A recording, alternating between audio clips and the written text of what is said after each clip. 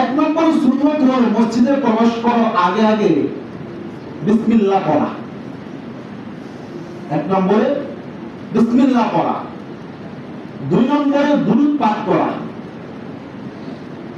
তিন নম্বরে দোয়া পড়া, আল্লাহুম্মা ইফতাহ লি আবওয়াবা রাহমাতিক। এই তিনটা বিষয় একসাথে আবার পড়া যায়।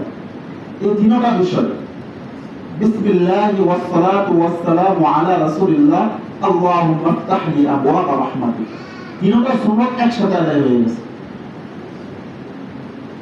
চার নম্বরে ইতিকাফের নিয়ত করা।